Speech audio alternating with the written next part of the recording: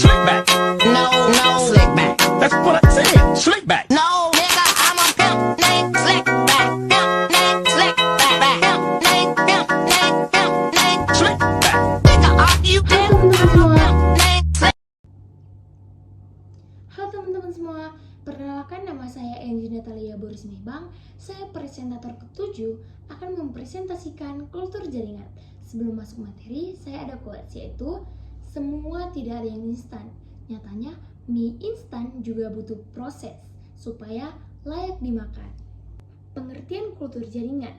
Kultur jaringan adalah suatu metode untuk memisahkan atau mengisolasi bagian dari tanaman seperti sel, jaringan, organ, atau daun, akar, batang, tunas, dan sebagainya, serta membudidayakan dalam lingkungan yang terkendali atau secara in vitro dan aseptik, sehingga bagian dari tanaman tersebut dapat memperbanyak diri dan beregenerasi. Apa sih tujuan dari kultur jaringan? Tujuan dari kultur jaringan adalah untuk membiakkan bagian tanaman dalam ukuran yang sekecil-kecilnya, sehingga menjadi beratus-ratusan ribu tanaman kecil atau klon, dan untuk menghasilkan kalus sebanyak-banyaknya agar dapat menghasilkan metabolit sekunder, misalnya untuk keperluan obat-obatan. Apa sih manfaat kultur jaringan itu? Jadi, manfaat kultur jaringan adalah 1. Penyediaan bibit dalam jumlah besar. 2. Penghasilan bibit unggul. 3. Menghasilkan bibit bebas hama dan penyakit. 4. Memperbaiki sifat-sifat tanaman. Dan yang kelima, menghasilkan tanaman sebagai obat. Dan juga di sini ada beberapa jenis kultur, yaitu kultur benih, kultur organ, kultur embrio, kultur kalus, dan juga ada kultur protoplas. Tahapan kultur jaringan yang pertama, pembuatan media agar. Tahap ini melibatkan persiapan media pertumbuhan yang sesuai untuk kultur jaringan.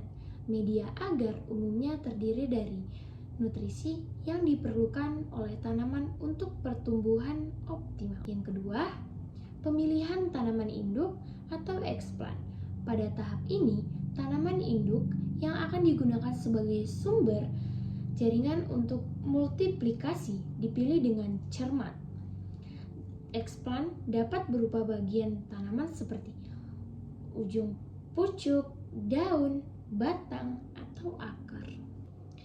Ketiga, sterilisasi.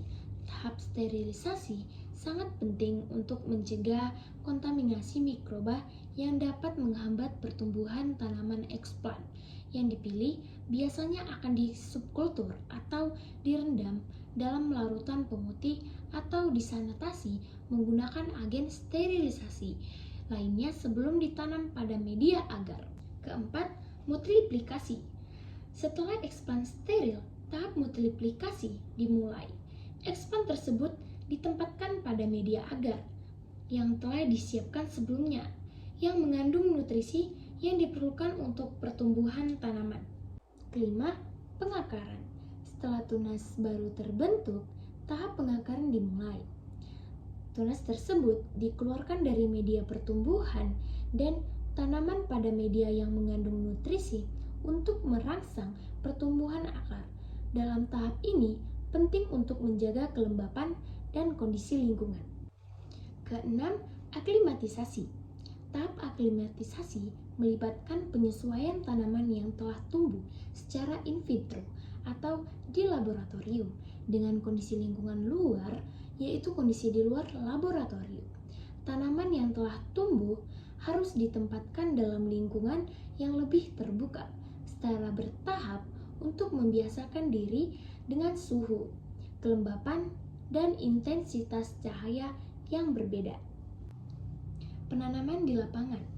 Setelah tanaman menjalani tahap aklimatisasi dan dianggap cukup kuat, mereka dapat ditanam di lapangan atau tempat yang sesuai untuk pertumbuhan selanjutnya. Tahap ini melibatkan pemindahan tanaman dari kondisi di laboratorium ke lingkungan luar yang lebih luas, di mana tanaman akan melanjutkan pertumbuhan dan beradaptasi dengan lingkungan yang baru. Slick back.